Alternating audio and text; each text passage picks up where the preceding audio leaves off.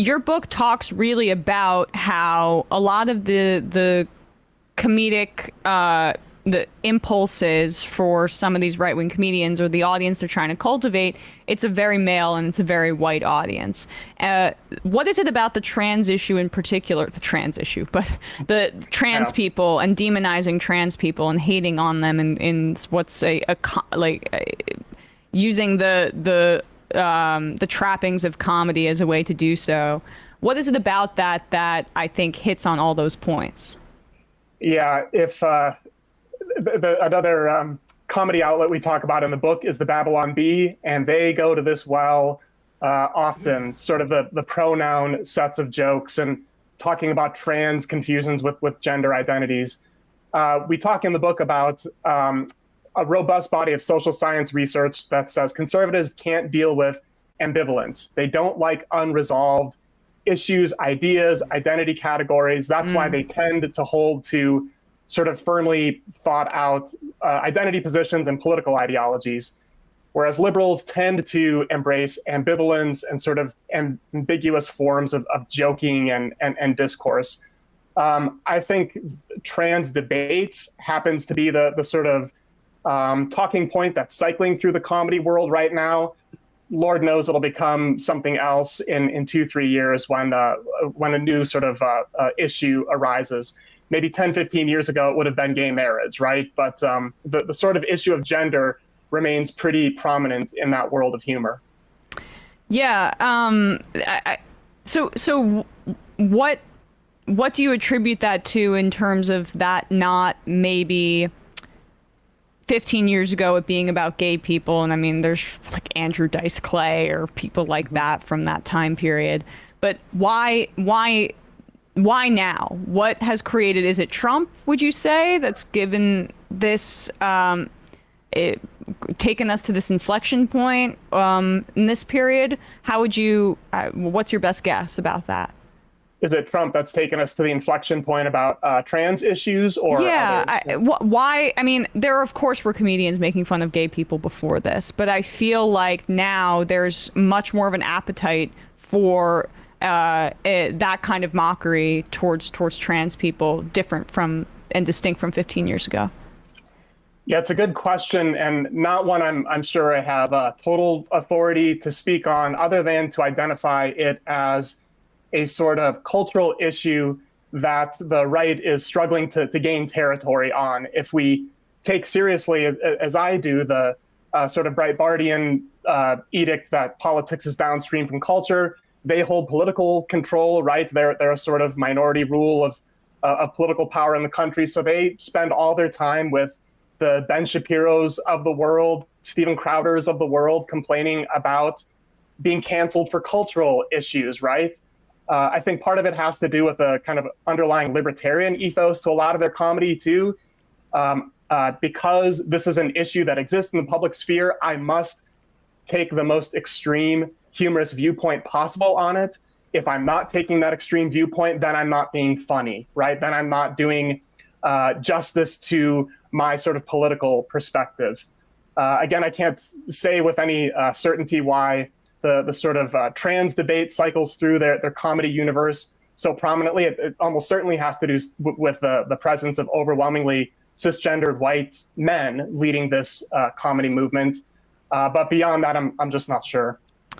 So let's your book kind of works with the least extreme with Fox News. You start in, I believe, your second chapter talking about the half-hour news hour, and now Gutfeld's show, which is surprisingly doing well in the ratings. And then you move towards gradually becoming more extreme towards neo-Nazi comedy, meme, edgelord stuff, and all of this is a part of the same whole. But let's start there, where with Fox, because it's the most digestible form of this kind of hateful comedy for a lot of people.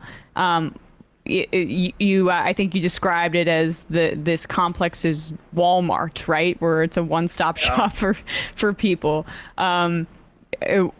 What did you find in your study of Fox's approach to right-wing comedy? Yeah, so we use the metaphor of a mixed-use shopping complex to describe the right-wing comedy industry. So it's got a big box store in the form of Greg Gutfeld and Jesse Waters on Fox News. And this is the mainstream form of it, the one that might be most familiar to folks watching late night television, to industry people tracking it, right, to competitors like Colbert and The Daily Show and others. And what we find with Gutfeld is a straight up late night comedy talk show. He is generically exactly the same as Trevor Noah is on Comedy Central. That's not to say that their jokes are the same or that I find it funny, but the host Gutfeld does a monologue. He riffs on headlines of the day. He's got an Ed McMahon-like sidekick in Tyrus, this hulking former wrestler, an in-house group of sketch players, not unlike what Conan O'Brien had back in the day. And so generically, industrially, it is a late night comedy talk show. But what we find throughout discussions of Gutfeld is that people are hesitant to call it that. Academics like myself are reluctant to apply that label. Trade magazines like The Hollywood Reporter call it comedy-oriented and not necessarily an out-and-out comedy show like you might call Colbert, because I think there's this ingrained reluctance to acknowledge something that is conservative and is funny can exist in the world. You used the word oxymoronic earlier on in the conversation. And I think that's the kind of implicit logic a lot of folks on the left have, is that, well, those two things can't possibly go together, so it must be something else. It must be this extension of Fox's kind of outrage programming. And to be clear, there is a good deal of that. There are the sort of personality cycling through the show to just sort of shake their fist at the cloud and be angry about open borders or whatever the case is. But there are setups and punchlines and a studio audience who's laughing at Gutfeld and all the sort of familiar beats you might expect in a sort of mainstream comedy show like we have on the broadcast networks. And you know, then you move into the Ben Shapiro's and Steven Crowder's of the world, who we are way too familiar with here at the Majority Report. Crowder's a great example, I think, for your thesis here, because he is constantly, you know, doing these bits and dressing up and things like that. And in particular, I would say his comedy attempts. I have a hard time not couching it. I'm sorry, but it's about directly harassing and joking about minority groups or gay people or trans people. I mean, in watching his programming and in writing about it, what were some of the through lines that you found?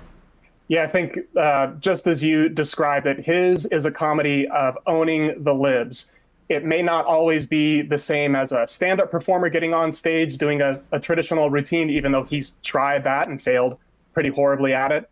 But he is the change my mind guy, right? I'm sure your viewers know, but he sets his card table up on college campuses with a sign that says there are only two genders, change my mind.